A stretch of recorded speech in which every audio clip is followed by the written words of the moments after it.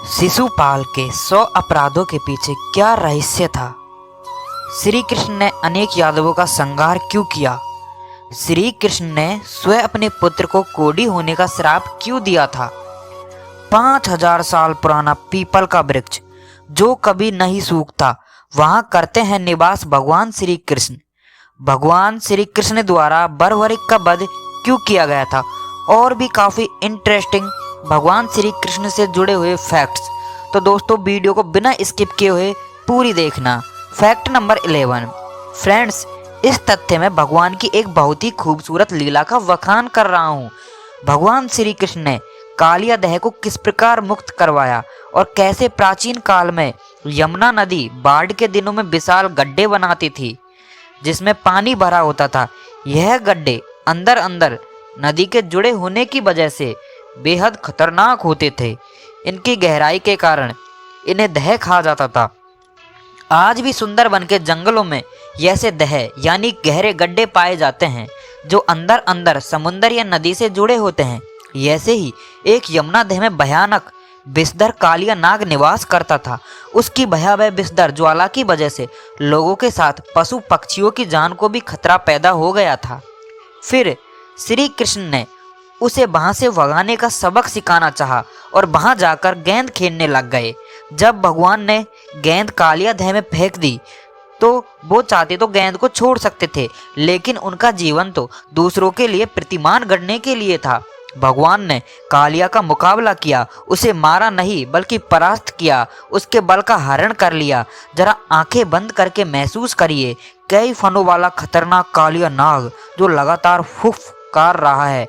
उसके फन अलग अलग दिशाओं से किशोर कृष्ण पर हमला करने का प्रयास कर रहे हैं, लेकिन भगवान उसके हमलों को निष्फल करते हुए उछल उछल कर उसके फनों पर नाच रहे हैं, बंसी बजा रहे हैं।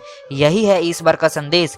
कालिया नाग की ही तरह जीवन की समस्याएं आपको हर तरफ से घेर लेगी, हर तरफ से हमला करेगी, लेकिन आप घबराइए मत। निश्चित होकर प्रभु के श्री चरणों में ध्यान लगाइए।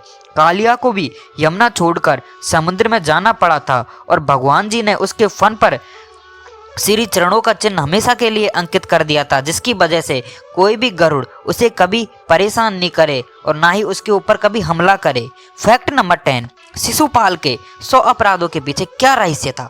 आप सुनेंगे तो आप भी आश्चर्य में पड़ जाएंगे। जब शिशुपाल का जन्म हुआ तब जन्म के समय उसके 4 हाथ और 3 नेत्र थे। यह देखकर शिशुपाल की मां घबरा गई। उसने रोते हुए ईश्वर से उसके सही होने की प्रार्थना की और उसका भविष्य जानने की प्रार्थना की। तभी आकाशवाणी हुई, यह बालक शक्तिशाली शूरवीर होगा जिसकी गोद में जाने से इसके अतिरिक्त बाहु यानी हाथ और नेत्र झड़ जाएंगे। उसी के हाथों इसकी मृत्यु भी होगी।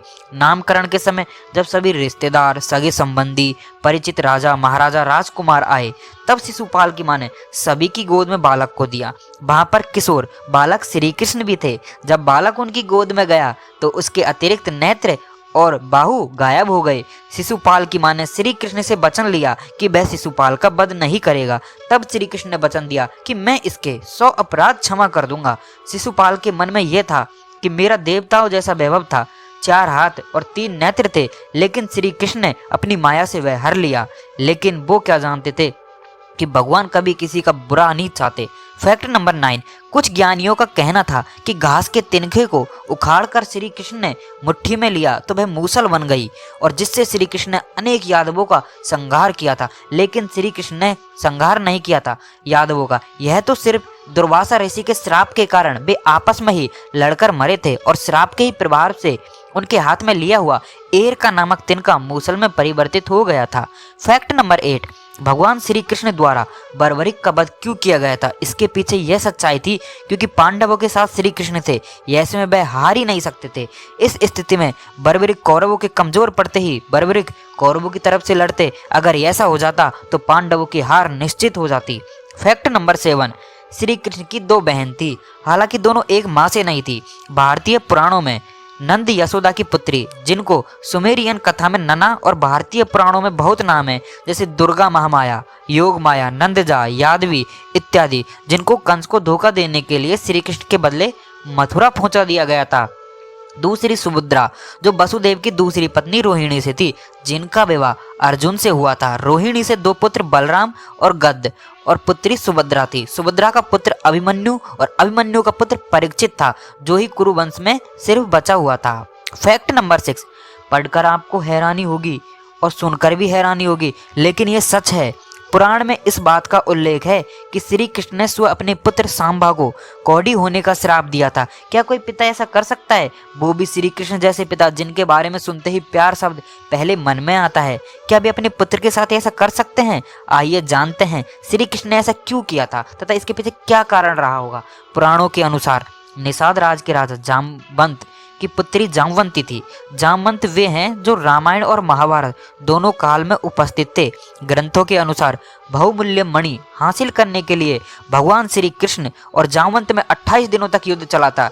युद्ध के दौरान जब जामवंत ने श्री कृष्ण को अपना खुद का स्वरूप दिखाया और तब वो भगवान श्री कृष्ण को पहचान गए, तब उन्होंने मणि समेत अपनी पुत्री जामवंती का हाथ भी उन्हें सौंप दिया। तब उन्हें एक पुत्र की प्राप्ति हुई। कृष्ण और जामवंती के पुत्र का नाम ही सांबा था, जो बहुत ही सुंदर और आकर्षक था। कृष्ण की कई रानियां भी उस पर मोहित होती थी।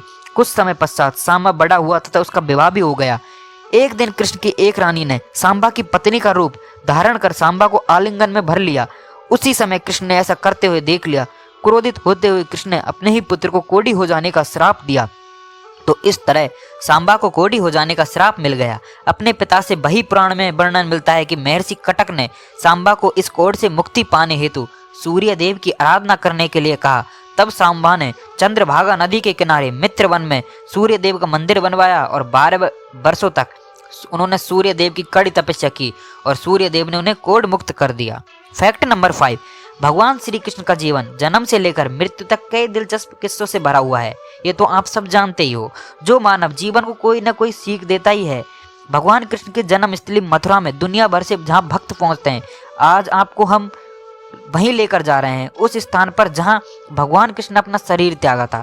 इस तीर्थ स्थान के विषय में मान्यता है कि यहाँ पर विश्राम करते समय ही भगवान श्री कृष्ण को जर नामक शिकारी ने भ्रम से तीर मारा था, जिसके पश्चात उन्होंने पृथ्वी पर अपनी लीला समाप्त करते हुए निजधाम प्रस्थान किया।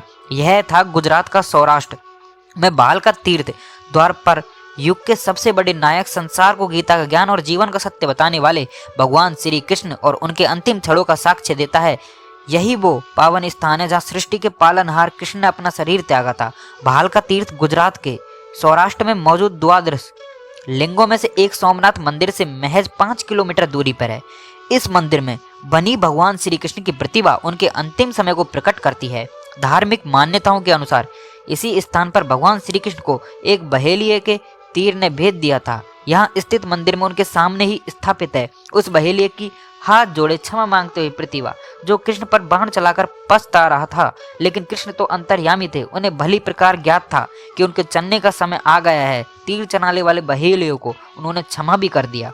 बाण लगने से घायल भगवान कृष्ण भालका से थोड़ी दूर पर स्थित हिरण नदी के किनारे पहुंचे। हिरण नदी सोमनाथ से 1.5 किलोमीटर की दूरी पर है।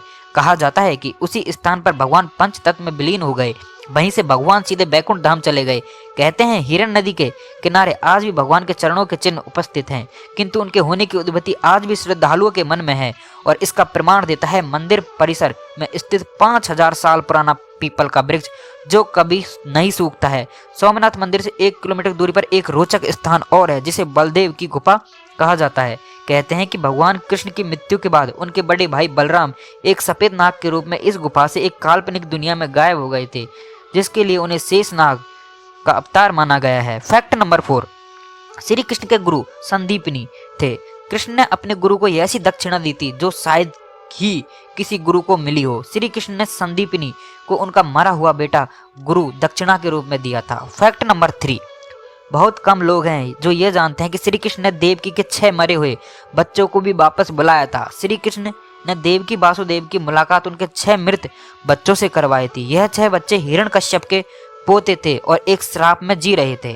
फैक्ट नंबर 2, श्री कृष्ण के साथ भले ही राधा का नाम हमेशा से जुड़ा और सुनाई दिया हो, लेकिन क्या आप जानते हैं कि किसी भी धर्म ग्रंथ में राधा का जिक्र तक नहीं है।